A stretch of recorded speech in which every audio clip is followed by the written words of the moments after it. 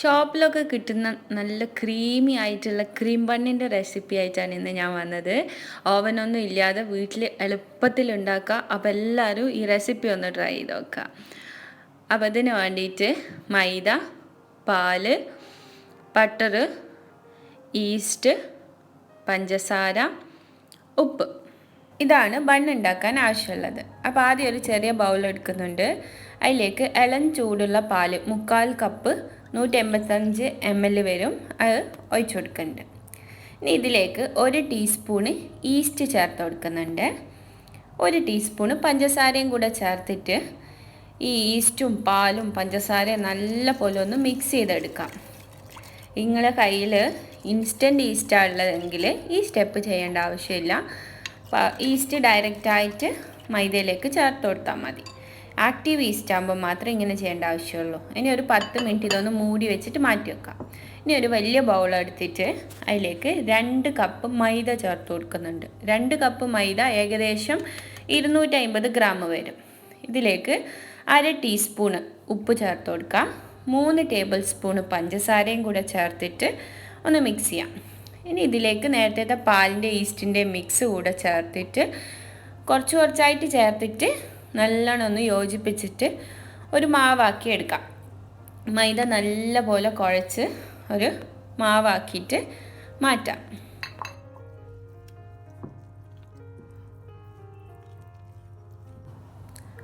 പാല് കുറച്ചായിട്ട് വേണം കേട്ടോ ചേർത്ത് കൊടുക്കാൻ. എന്നിട്ട് നല്ല പോലെ മിക്സ് ചെയ്തിട്ട് എടുക്കാം.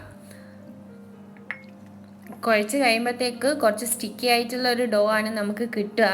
അതാണ് നമ്മുടെ ഇതിൻ്റെ കറക്റ്റ് കൺസിസ്റ്റൻസി. അപ്പം നല്ലപോലെ കുഴച്ച് നല്ലപോലെ നീഡ് ചെയ്തെടുക്കാം. അപ്പോൾ അതാ ഇവിടെ കുഴഞ്ഞ് വന്നിട്ടുണ്ട്. ഇനി ഇതിലേക്ക് 3 ടേബിൾ സ്പൂണ് ബട്ടർ കൂടെ ചേർത്ത് കൊടുക്കാം. 3 ടേബിൾ സ്പൂണ് റൂം ടെമ്പറേച്ചറിലുള്ള ബട്ടർ വേണം ചേർത്ത് കൊടുക്കാൻ. ബട്ടർ ചേർത്തിട്ട് നല്ലപോലെ ഒന്ന് കുഴച്ചെടുക്കാം. ബട്ടർ മൈദയിൽ നല്ലപോലെ അലിഞ്ഞ് ചേർന്നാൽ 5 മിനിറ്റെങ്കിലും മിനിമം നമ്മളിതൊന്ന് നീഡ് ചെയ്തെടുക്കണം. നല്ലപോലെ ഒന്ന് കൈകൊണ്ട് കുഴച്ചെടുക്കാം. ഇത് നമുക്ക് കൗണ്ടർ ടോപ്പിൽ ഇട്ടിട്ട് ചെയ്യാം. ഒരു 5 മിനിറ്റ് മിനിമം ചെയ്തെടുക്കണം കേട്ടോ. ഇനി ഇതിൻ്റെ മുകളിൽ കുറച്ച് ഓയിൽ സ്പ്രെഡ് ചെയ്ത് കൊടുക്കാം. ഏകദേശം 1 ടീസ്പൂണോളം ഓയിൽ സ്പ്രെഡ് ചെയ്തിട്ട് ഇതൊന്ന് മൂടി വെച്ചിട്ട് 2 മണിക്കൂർ റെസ്റ്റ് ചെയ്യാൻ വെക്കണം. ഒട്ടും എയർ കിടക്കാത്ത രീതിയിൽ കുറച്ച് ചൂടുള്ള ഒരു സ്ഥലത്ത് വെച്ചിട്ട് 2 മണിക്കൂർ റെസ്റ്റ് ചെയ്യാൻ വെക്കാം. ഇനി ബണ്ണിൻ്റെ ഉള്ളിൽ വെക്കാനുള്ള ഫില്ലിങ്ങിന് എന്തൊക്കെയാണ് വേണ്ടതെന്ന് നോക്കാം. ബട്ടർ, പൊടിച്ച പഞ്ചസാര,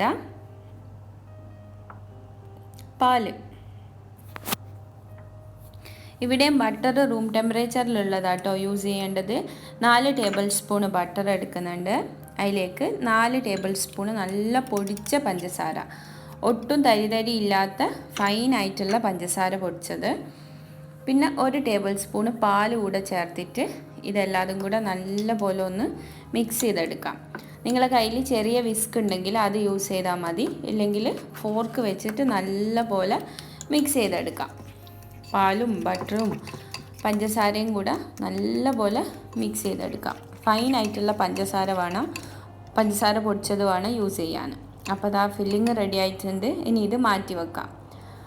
ഇനി നേരത്തെ നമ്മൾ റെസ്റ്റ് ചെയ്യാൻ വെച്ച മാവ് നല്ല പോലെ പൊങ്ങി വന്നിട്ടുണ്ട്.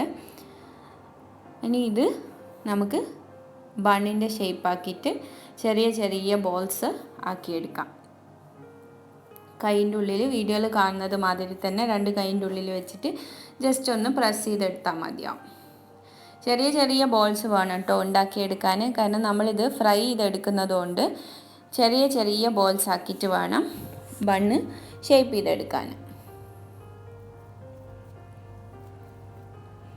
നല്ലപോലെ കൈൻ്റെ ഉള്ളിൽ വെച്ചിട്ടൊന്ന് പ്രസ് ചെയ്ത് കൊടുത്താൽ മതി. ചെറിയ ബോൾസ് ആക്കിയിട്ട് നമുക്ക് ഷേപ്പ് ചെയ്തെടുക്കാൻ പറ്റും. എന്നിട്ട് അടിയിലും ഒന്ന് പ്രസ് ചെയ്ത് കൊടുത്തിട്ട് അടിയിലും കൂടെ ഒന്ന് ഷേപ്പ് ചെയ്തെടുക്കാം. ഇതേപോലെ എല്ലാ ബോൾസും നമുക്ക് റെഡിയാക്കിയെടുക്കാം. ഏകദേശം ഒരു 9 ബണ്ണ് നമുക്ക് 2 കപ്പ് മൈദ കൊണ്ട് ഉണ്ടാക്കാം. 9 to 10 ബണ്ണ് നമുക്ക് റെഡിയാക്കാം. എനിക്ക് 9 ബണ്ണാണ് റെഡിയാക്കാൻ കഴിഞ്ഞത്. ഇനി ഈ ബണ്ണ് നമുക്ക് ഒരു മണിക്കൂർ റെസ്റ്റ് ചെയ്യാൻ വെക്കാം. ഒന്ന് മൂടി വെച്ചിട്ട് 1 മണിക്കൂർ റെസ്റ്റ് ചെയ്യാൻ വെക്കാം. അപ്പോൾ അത് ആ ബണ്ണൊക്കെ ഇപ്പോൾ നല്ല പൊങ്ങി വന്നിട്ടുണ്ട്.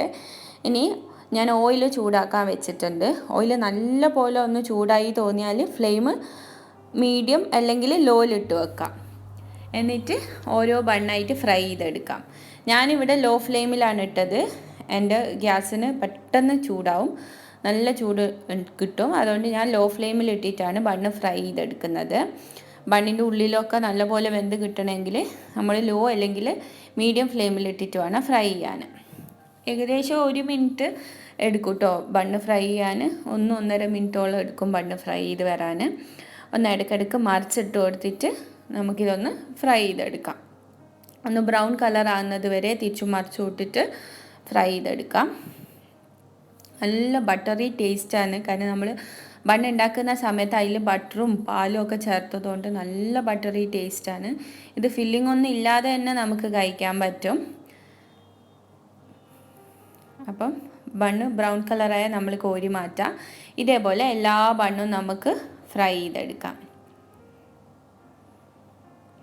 മീഡിയം ഫ്ലെയിമിൽ അല്ലെങ്കിൽ ലോ ഫ്ലെയിമിൽ ഇട്ടിട്ട് ചെയ്യാൻ മറക്കരുത്. ബണ്ണൊന്ന് ബ്രൗൺ കളർ ആകുന്നത് വരെ തിരിച്ചും മറിച്ചും ഇട്ടിട്ട് ഫ്രൈ ചെയ്തെടുക്കാം. അപ്പോൾ എല്ലാവരും എന്തായാലും ഈ റെസിപ്പി ഒന്ന് ട്രൈ ചെയ്ത് നോക്കണേ. അടിപൊളി ടേസ്റ്റാണ്. ഷോപ്പിലൊക്കെ കിട്ടുന്ന അതേ ടേസ്റ്റിലാണ് കേട്ടോ. അപ്പോൾ ഇതാ രണ്ടാമത്തെ ബണ്ണും റെഡിയായി വന്നിട്ടുണ്ട്. ഇതേപോലെ എല്ലാതും റെഡിയാക്കി എടുക്കാം. ഇനി ബണ്ണിൻ്റെ നടുവിലായിട്ട് നമുക്കൊരു കത്തി വെച്ചിട്ട് കട്ടിട്ട് കൊടുക്കാം. എന്നിട്ട് ഇതിൻ്റെ ഉള്ളിൽ ആ ബട്ടറിൻ്റെയും പഞ്ചസാരൻ്റെ ഒക്കെ ഫില്ലിങ് കൂടെ ഒന്ന് നിറച്ച് കൊടുക്കാം. അപ്പോൾ നമ്മളെ ക്രീമി ആയിട്ടുള്ള യമ്മി ആയിട്ടുള്ള ബട്ടറി ആയിട്ടുള്ള ബണ്ണ് റെഡി ആയിട്ടുണ്ട്. ഇതേപോലെ എല്ലാ ബണ്ണും നമുക്ക് പ്രിപ്പയർ ചെയ്യാം. പുറത്ത് നല്ല ക്രിസ്പിയും ഉള്ളിൽ നല്ല സോഫ്റ്റ് ആൻഡ് ക്രീമിയാണ്.